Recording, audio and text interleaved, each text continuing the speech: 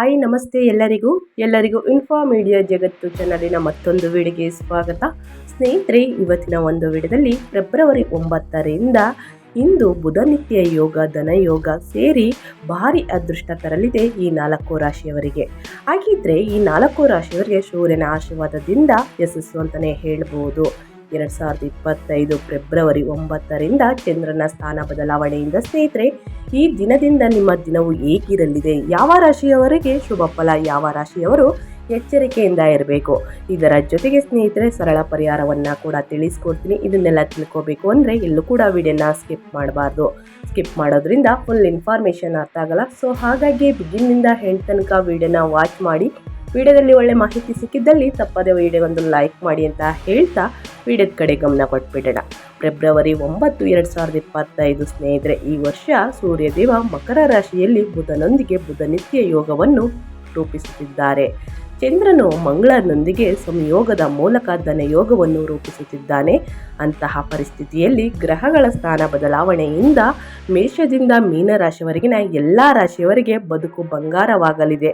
ಆದರೆ ಯಾವ ರಾಶಿಯವರು ಮುಂದಿನ ದಿನಗಳಲ್ಲಿ ಎಚ್ಚರಿಕೆಯಿಂದ ಇರಬೇಕು, ಹಾಗಿದ್ರೆ ಈ 4 ರಾಶಿಯವರಿಗೆ ಮಾತ್ರ ಯಾಕೆ ಶುಭ ಫಲ ಅಂತ ಅನ್ನೋದನ್ನು ಕೂಡ ತಿಳಿಸ್ಕೊಡ್ತೀನಿ. ಇದನ್ನೆಲ್ಲ ತಿಳ್ಕೋಬೇಕು ಅಂದರೆ ಎಲ್ಲೂ ಕೂಡ ವಿಡಿಯೋನ ಸ್ಕಿಪ್ ಮಾಡಬೇಡಿ ಅಂತ ಹೇಳ್ತಾ, ಮೊದಲನೇದಾಗಿ ತುಲಾರಾಶಿಯವರಿಗೂ ಕೂಡ ಹಿಂದಿನಿಂದ ಅಂದರೆ ಫೆಬ್ರವರಿ 9ನೇ ತಾರೀಕಿನಿಂದ ಸ್ನೇಹಿತರೆ ಭಾರಿ ಲಾಭ ಅಂತಲೇ ಹೇಳ್ಬೋದು.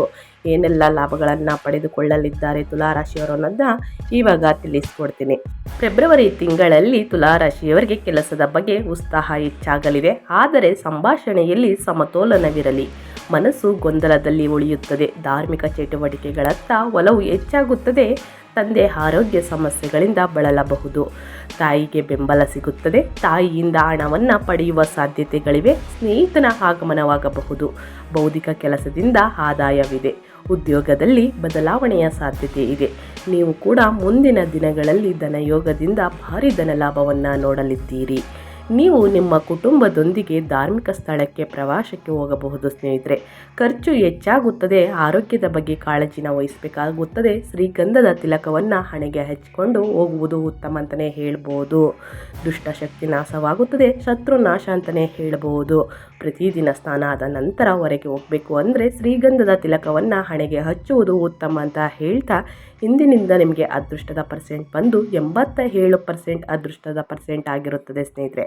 ಸೊ ಹಾಗಾಗಿ ನಾನು ತಿಳಿಸಿರುವ ರೀತಿಯಲ್ಲಿ ಸರಳ ಪರಿಹಾರಗಳನ್ನು ಮಾಡುವುದರಿಂದ ಮುಂದಿನ ದಿನಗಳಲ್ಲಿ ಉತ್ತಮ ಫಲ ಸಿಗಲಿದೆ ಅಂತ ಹೇಳ್ತಾ, ಮುಂದಿನ ರಾಶಿಯವರ ಬಗ್ಗೆ ತಿಳಿಸ್ಕೊಟ್ಬಿಡ್ತೀನಿ. ಮುಂದಿನ ರಾಶಿ ಬಂದು ವೃಶ್ಚಿಕ ರಾಶಿಯವರಿಗೆ. ವೃಶ್ಚಿಕ ರಾಶಿಯವರಿಗೂ ಕೂಡ ಫೆಬ್ರವರಿ 9ರಿಂದ ಭಾರಿ ಅದೃಷ್ಟ ಧನ ಯೋಗ ಅಂತಲೇ ಹೇಳ್ಬೋದು. ಆತ್ಮವಿಶ್ವಾಸದ ಕೊರತೆ ಇರುತ್ತದೆ, ಆದರೆ ಕುಟುಂಬದಿಂದ ಬೆಂಬಲ ಸಿಗುತ್ತದೆ. ನೀವು ಕುಟುಂಬದೊಂದಿಗೆ ಯಾವುದಾದರೂ ಧಾರ್ಮಿಕ ಸ್ಥಳಕ್ಕೆ ಪ್ರವಾಸಕ್ಕೆ ಹೋಗಬಹುದು. ನಿಮ್ಮ ಆಹಾರ ಪದ್ಧತಿಯ ಬಗ್ಗೆ ಜಾಗರೂಕರಾಗಿರಿ ಸ್ನೇಹಿತರೆ. ಆರೋಗ್ಯ ಸಮಸ್ಯೆಗಳು ಉಂಟಾಗಬಹುದು. ಹಳೆಯ ಸ್ನೇಹಿತರ ಸಹಾಯದಿಂದ ನೀವು ಉದ್ಯೋಗಾವಕಾಶಗಳನ್ನು ಪಡೆಯಬಹುದು. ನಿಮ್ಮ ಇಚ್ಛೆಗೆ ವಿರುದ್ಧವಾಗಿ ಕೆಲಸದ ಪ್ರದೇಶದಲ್ಲಿ ಒತ್ತಡ ಹೆಚ್ಚಳವಾಗುವ ಸಾಧ್ಯತೆ ಇದೆ. ಸಂಭಾಷಣೆಯಲ್ಲಿ ಸಂಯಮದಿಂದಿರಿ. ಖರ್ಚು ಹೆಚ್ಚಾಗುತ್ತದೆ. ಇಂದಿನಿಂದ ನೀವು ಬಟ್ಟೆ ಇತ್ಯಾದಿ ಉಡುಗೊರೆಗಳನ್ನು ಪಡೆಯಬಹುದು. ಬ್ರಾಹ್ಮಣನಿಗೆ ದಾನ ನೀಡಬೇಕಾಗುತ್ತದೆ ಸ್ನೇಹಿತರೆ. ಇಂಥದೇ ದಾನ ಅಂತ ಏನಿಲ್ಲ. ಕಾಳುಗಳನ್ನು ದಾನ ಮಾಡುವುದರಿಂದ ಆದಷ್ಟು ಹಸಿರು ಕಾಳುಗಳನ್ನು ದಾನ ಮಾಡಿ ಸ್ನೇಹಿತರೆ. ಈ ರೀತಿ ದಾನ ಮಾಡುವುದರಿಂದ ನಿಮ್ಮ ಮುಂದಿನ ಬದುಕು ಹಸಿರಾಗಿರುತ್ತದೆ ಅಂತಲೇ ಹೇಳ್ಬೋದು. ಇಂದಿನಿಂದ ನಿಮಗೆ ಅದೃಷ್ಟದ ಪರ್ಸೆಂಟ್ ಬಂದು 93% ಅದೃಷ್ಟದ ಪರ್ಸೆಂಟ್ ಆಗಿರುತ್ತದೆ. ನಿಮಗೆ ಆರೋಗ್ಯ ಸಮಸ್ಯೆ ಕಂಡು ಬಂದಿದ್ದಲ್ಲಿ ಶನಿದೇವನಿಗೆ ಎಳ್ಳೆಣ್ಣೆ ಅರ್ಪಿಸುವುದರಿಂದ ಮುಂದಿನ ದಿನಗಳು ಉತ್ತಮ ಆರೋಗ್ಯವನ್ನು ಪಡೆದುಕೊಳ್ಳಲಿದ್ದೀರಿ ಅಂತ ಹೇಳ್ತಾ, ಮುಂದಿನ ರಾಶಿಯವರ ಬಗ್ಗೆ ತಿಳಿಸ್ಕೊಡ್ತೀನಿ. ಮುಂದಿನ ರಾಶಿ ಬಂದು ಧನುರಾಶಿಯವರಿಗೆ. ಧನುರಾಶಿಯವರಿಗೂ ಕೂಡ ಫೆಬ್ರವರಿ 9ರಿಂದ ನಿಮಗೆ ತಾಳ್ಮೆಯ ಕೊರತೆ ಇರುತ್ತದೆ ಅಂತಲೇ ಹೇಳ್ಬೋದು. ಸ್ವಯಂ ನಿಯಂತ್ರಣದಿಂದಿರಿ ಸ್ನೇಹಿತರೆ. ಶೈಕ್ಷಣಿಕ ಕೆಲಸದಲ್ಲಿ ಅಡಚಣೆ ಉಂಟಾಗಬಹುದು. ಮಿತ್ರರ ಸಹಕಾರದಿಂದ ವ್ಯಾಪಾರ ವ್ಯವಹಾರ ವಿಸ್ತರಣೆಯಾಗಲಿದ್ದು ಲಾಭದ ಅವಕಾಶ ದೊರೆಯಲಿದೆ. ಕೌಟುಂಬಿಕ ಜೀವನ ಸುಖಮಯವಾಗಿರುತ್ತದೆ. ಕೆಲಸದ ಸ್ಥಳದಲ್ಲಿ ಸಾಕಷ್ಟು ಕಠಿಣ ಪರಿಶ್ರಮ ಇರುತ್ತದೆ. ಆದಾಯದಲ್ಲಿ ಅಡೆತಡೆಗಳು ಉಂಟಾಗಬಹುದು. ವೆಚ್ಚಗಳು ಹೆಚ್ಚಾಗುತ್ತವೆ. ಕುಟುಂಬ ಸಮೇತ ಯಾವುದಾದರೂ ಧಾರ್ಮಿಕ ಸ್ಥಳಕ್ಕೆ ಪ್ರವಾಸಕ್ಕೆ ಏನಾದರೂ ಹೋಗಬೇಕು ಅಂತ ಏನಾದರೂ ಯೋಚನೆಯಲ್ಲಿದ್ದರೆ ಹೋಗಬಹುದು ಸ್ನೇಹಿತರೆ. ಏಕೆಂದರೆ ಹೋಗುವ ಸಮಯ ಉತ್ತಮವಾಗಿರುತ್ತದೆ ಅಂತಲೇ ಹೇಳ್ಬೋದು. ಫೆಬ್ರವರಿ 9ನೇ ತಾರೀಕು ಮುಗಿದ ನಂತರ ದಿನಗಳು ಉತ್ತಮವಾಗಿದೆ ಅಂತ ಹೇಳ್ತಾ, ಉದ್ಯೋಗದಲ್ಲಿ ಬದಲಾವಣೆಯ ಸಾಧ್ಯತೆ ಇದೆ. ನೀವು ಸ್ನೇಹಿತರಿಂದ ಬೆಂಬಲವನ್ನು ಕೂಡ ಪಡೆಯುತ್ತೀರಿ. ವಿಷ್ಣುವಿನ ಮಂತ್ರವನ್ನು 108 ಬಾರಿ ಜಪಿಸಿ. ವಿಷ್ಣುವಿನ ಮಂತ್ರವನ್ನು 108 ಬಾರಿ ಹೇಳುವುದರಿಂದ ಮುಂದಿನ ದಿನಗಳು ಕಷ್ಟಗಳೆಲ್ಲ ನಿವಾರಣೆಯಾಗಿ ಅದೃಷ್ಟ ಅಂತಲೇ ಹೇಳ್ಬೋದು. ನಿಮಗೆ ಇಂದಿನಿಂದ ಅದೃಷ್ಟದ ಪರ್ಸೆಂಟ್ ಬಂದು 81% ಅದೃಷ್ಟದ ಪರ್ಸೆಂಟ್ ಆಗಿರುತ್ತದೆ ಸ್ನೇಹಿತರೆ. ತಪ್ಪದೇ ಈ ರೀತಿ ಸಣ್ಣ ಪುಟ್ಟ ಪರಿಹಾರಗಳನ್ನು ಮಾಡಿ ಅಂತ ಹೇಳ್ತಾ ಮುಂದಿನ ರಾಶಿಯವರ ಬಗ್ಗೆ ತಿಳಿಸ್ಕೊಟ್ಬಿಡ್ತೀನಿ. ಮುಂದಿನ ರಾಶಿ ಬಂದು ಮಕರ ರಾಶಿಯವರಿಗೆ. ಮಕರ ರಾಶಿಯವರಿಗೂ ಕೂಡ ಫೆಬ್ರವರಿ 9ರಿಂದ ಭಾರೀ ಅದೃಷ್ಟವನ್ನು ನೋಡಲಿದ್ದಾರೆ ಈ ರಾಶಿಯವರು.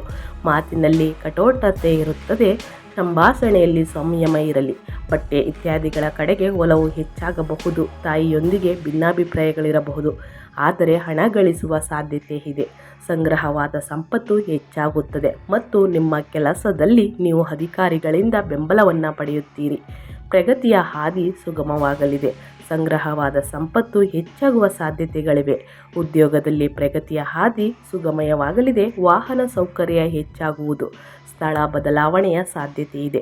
ತಾಯಿ ಪಾರ್ವತಿ ದೇವಿಯನ್ನು ಪೂಜಿಸಬೇಕಾಗುತ್ತದೆ ಈ ರಾಶಿಯವರು ಅಂತಲೇ ಹೇಳ್ಬೋದು.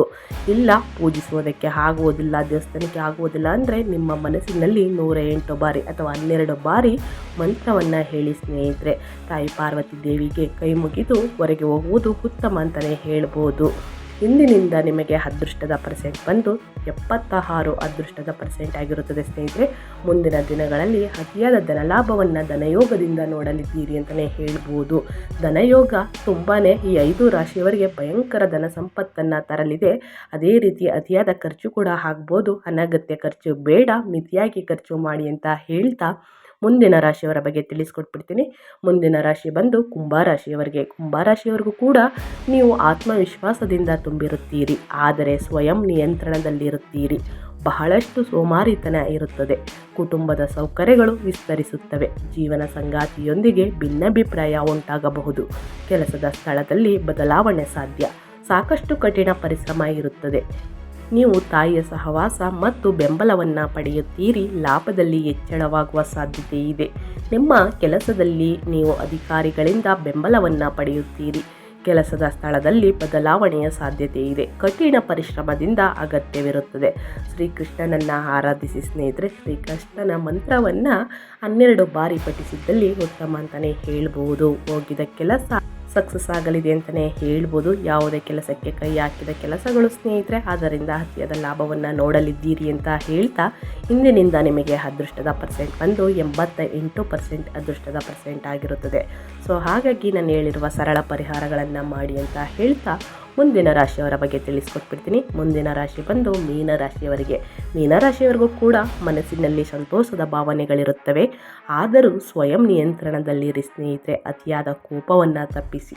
ತಾಯಿಯೊಂದಿಗೆ ಸೈದ್ಧಾಂತಿಕ ಭಿನ್ನಾಭಿಪ್ರಾಯಗಳಿರಬಹುದು. ಉದ್ಯೋಗದಲ್ಲಿ ಬೇರೆಡೆಗೆ ವರ್ಗಾವಣೆ ಆಗಬಹುದು, ಅಂದರೆ ಬೇರೆ ಕಡೆ ವರ್ಗಾವಣೆ ಆಗಬಹುದು ಸ್ನೇಹಿತರೆ. ಆದಾಯ ಹೆಚ್ಚಾಗುತ್ತದೆ. ಉದ್ಯೋಗದಲ್ಲಿ ಬೇರೆ ಕಡೆ ವರ್ಗಾವಣೆ ಆಗುವುದರಿಂದ ಆದಾಯ ಕೂಡ ಹೆಚ್ಚಳವಾಗಲಿದೆ.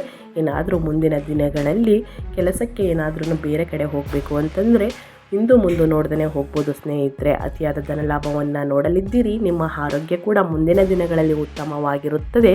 ನೀವು ಅಧಿಕಾರಿಗಳಿಂದ ಬೆಂಬಲವನ್ನು ಪಡೆಯುತ್ತೀರಿ. ಇದರ ಜೊತೆಗೆ ಬಟ್ಟೆಯ ಮೇಲಿನ ವೆಚ್ಚಗಳು ಇತ್ಯಾದಿಗಳು ಹೆಚ್ಚಾಗಬಹುದು. ತಾಯಿಯ ಆರೋಗ್ಯದ ಕಡೆ ಗಮನ ಕೊಡಿ. ಗಣೇಶನಿಗೆ ಲಡ್ಡುಗಳನ್ನು ಅರ್ಪಿಸಿ ಪೂಜೆ ಸಲ್ಲಿಸುವುದು ಉತ್ತಮ ಅಂತ ಹೇಳ್ತಾ ಇದ್ದೀನಿ ಮೀನರಾಶಿಯವರಿಗೆ. ಇಂದಿನಿಂದ ನಿಮಗೆ ಅದೃಷ್ಟದ ಪರ್ಸೆಂಟ್ ಬಂದು 65% ಅದೃಷ್ಟದ ಪರ್ಸೆಂಟ್ ಆಗಿರುತ್ತದೆ ಸ್ನೇಹಿತರೆ. ನಾನು ಹೇಳಿರುವ ರೀತಿ ಸರಳ ಪರಿಹಾರಗಳನ್ನು ಮಾಡಿ.